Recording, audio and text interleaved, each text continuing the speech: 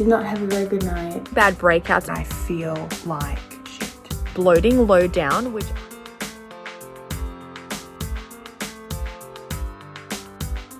welcome back for another HA update, everyone. If you are following along on my journey, I thank you and I hope that it's helping you. If you haven't watched any of my other videos, they are down below. I have linked them all for you. There's a few and there will be more to come. So this is the 3-month update and I'm really excited to share some really cool changes that I've noticed in my body and the effects that all these changes that I've been putting in place are actually having on my hormones. Let's start with no, I do not have my period, and yes, my sex drive is still pretty low. They are the two things that people seem to be most interested in, but they will fix themselves as we progress. I'm sure of it because I am very convinced that I will get my period back at some point. I've been tracking any symptoms that I find in an app called Flow, and it just helps you to really keep track and see if there's any patterns occurring. And I did notice on month 2 and month 3 at around the same time, which is when I should be ovulating, I have had really bad breakouts on my face. I've been really irritable and quite fatigued, which are all good signs of ovulation. Not great signs to have in general, but I've never been more happy for spots to come up on my face. The other thing that I noticed is bloating low down, which I normally get IBS bloating, which happens quite high up for me. Whereas this was happening really low down in my stomach and wasn't uncomfortable or anything. It just wouldn't go away for a whole day. And that was quite interesting. So these are, to me, are signs that my body is gearing up for ovulation, but maybe going through something that is known as a follicular wave. So I'm not actually ovulating, but my body is getting ready to get there. I also noticed an increase in cervical mucus at around this time, which is excellent because it shows that my estrogen is peaking, but not where it needs to be. So I didn't have like egg white cervical mucus, which is what you would have as a really true sign of ovulation. But there was definitely more lubrication happening down there, which we're all about. 2 other things which are amazing is I am not as cold as I used to be. You can see I'm actually in a t-shirt right now outside, which is cool. It is sunny, but it's not warm by any means. And I'm also having way less night sweats. And by way less, I mean they're pretty much non-existent. And it's really, really cool. I did have them twice, but that's nothing compared to what I was having as well. And I used to wake up wet, multiple times a week. Whereas now, I'm not, and I'm just sleeping really pleasantly throughout the night unless I need a wee, because the urination frequency has not changed at all.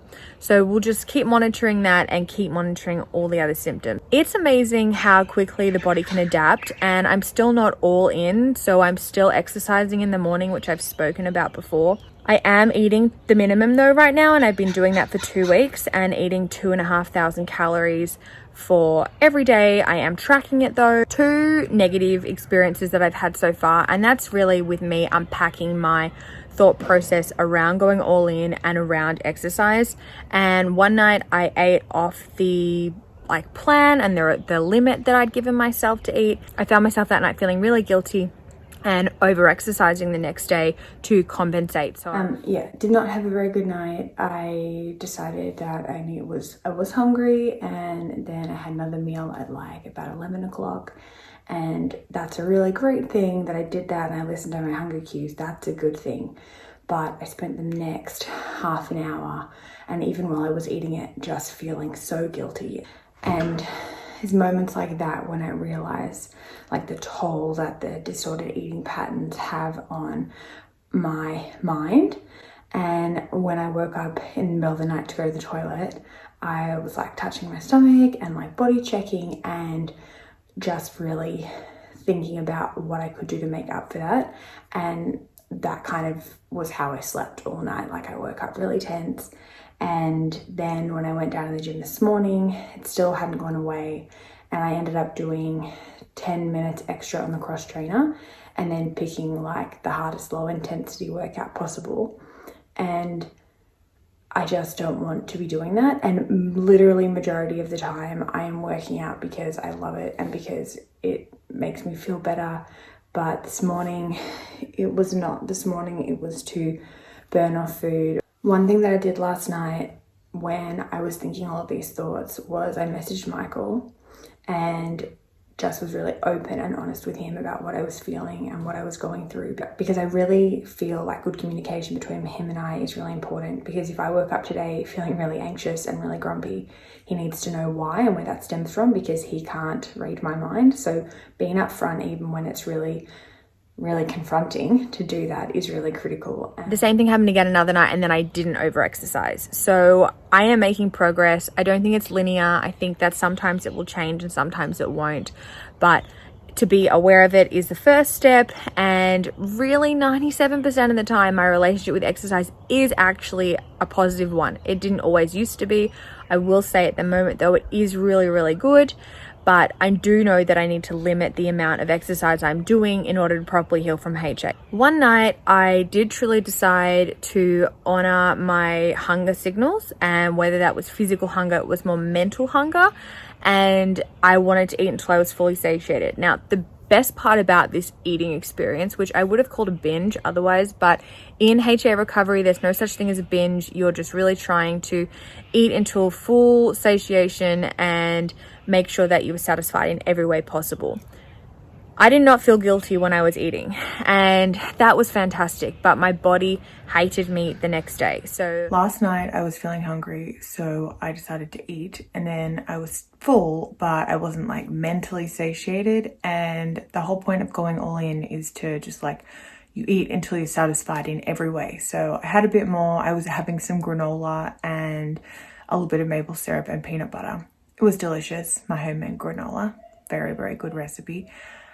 And I feel like absolute rubbish today. So that I was eating that at like 10:30 at night. It was late. Everyone says with all in, even if you wake up at 3 a.m. and you're hungry, like eat something. Like you should never be hungry. I'll just show you what we're dealing with here today. It is now 2 o'clock and this is what I look like. And I feel like shit. This is borderline like when I came back from Bali. It's so hard. That light probably shows you. I'm in so much discomfort. Oh my God. So I have shooting pain in my abdomen. I can't play with Hunter properly because the thought of moving is just so uncomfortable. I feel awful. I'm really like lethargic, and I also don't want to eat anything. And this was my main concern about going all in and diving into it all, is that I would feel like this and then I would end up unraveling it all the next day, not from a restriction point of view because I think I ate too much, but because I actually feel so uncomfortable and so in pain that the thought of eating all the amount of normal food that I would be consuming is just ridiculous. So I've had a smoothie. That's it. I would normally have eaten a lot more by now, and that didn't sit well with me either. I've also had diarrhea like 7 times since I woke up this morning. And yeah, I don't understand. I don't understand if you're meant to push through this or if you're meant to, like, if this is normal. I do not understand. So I'm taking it easy today. I'm not going to beat myself up about anything. So I am still really confused about the HA process, in the sense that if I go all in, am I meant to be feeling like that every day? It's not actually reasonable for me to feel that way because I couldn't even parent Hunter. I was in so much pain and so much discomfort. So it does leave me a bit confused with what you would expect going all in. However, for me, I've decided that doing that is just not an option, and I'm just going to do it gradually, which is what I've been doing for the last 3 months, and I'm really happy with where the progress is going and how that's looking for me as well. I'm still sticking to the 10 things that I spoke about in a previous video about how I'm healing from HA. No intermittent fasting. We are eating 2,500 calories a day at least. Some days I'm definitely going over because I can't help myself with a bit of date sauce. Acupuncture has taken a break because we are in full lockdown in Victoria at the moment, so I can't see my acupuncturist, but I am still taking Chinese herbs twice a day. Sticking with warm foods, essential oils are a go. Connecting to my body and the earth through dancing, movement, getting outside. There's so many different ways I love to do this, and I am a commenter on the Facebook group all the time because I just love connecting to people going through this journey. So that is why I chose to share my HA journey, is because I was feeling really alone and really confused at the start of this and not understanding what was happening. And I found a lot of comfort in other people's YouTube videos as well, and it felt natural for me to share. I am go all in when you first meet me. I don't want airy fairy conversations about the weather. I want to know your deepest, darkest secrets and struggles and chat everything with you. So that's what I'm doing here. I'm just sharing it all because that is what feels right for me to do. Moving forward, there are 3 goals that I really want to be looking at for the next month. And the first is moving less. And I want to sub out some of my low intensity workouts just for yoga in the mornings or Pilates, and really slowing down even more, because that's only going to help me on this journey. I know with HA, it's all about zero exercise. I'm not there just yet at all. So month 4 is about reducing just a little bit more. The second thing that I want to focus on is being less regimented with my food. So I already have a good understanding of how many calories are in a dish. So maybe not specifically calorie counting everything, especially not like my green vegetables and stuff like that. So just becoming a bit less regimented and trying to gradually break out of that, because I don't want the calorie counting to become another eating disorder. Lastly, the third thing is getting to bed earlier. I have been getting maybe 6 to 7 hours most nights, around the 7-hour mark, but I really thrive better off 8 hours sleep, which I'm sure all of us do.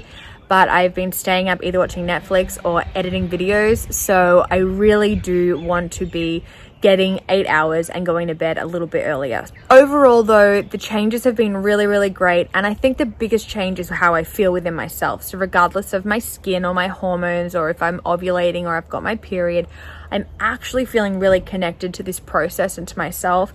I feel like I'm nourishing my body more correctly than I've ever have in my whole life, and it's feeling really, really good. I have a lot of energy, I'm feeling less irritable, and I'm just really loving this process. So fingers crossed that month 4 can deliver something more than a bit of bad skin, but if that's all I get, I'll take it, because at the moment I am feeling really, really good. Considering we're in a crazy state of lockdown right now, my well-being levels are pretty high and I'm really happy about it. So stay tuned for another update soon, and I may do another day in what I eat coming up as well. You all seem to really like that video last week, so we will see what we get up to next time. Thank you for tuning in, and please like, comment, subscribe. It does mean a lot to me, and it helps get this video to reach other people and hopefully help them on their journey as well. Much love. Enjoy the day wherever you are.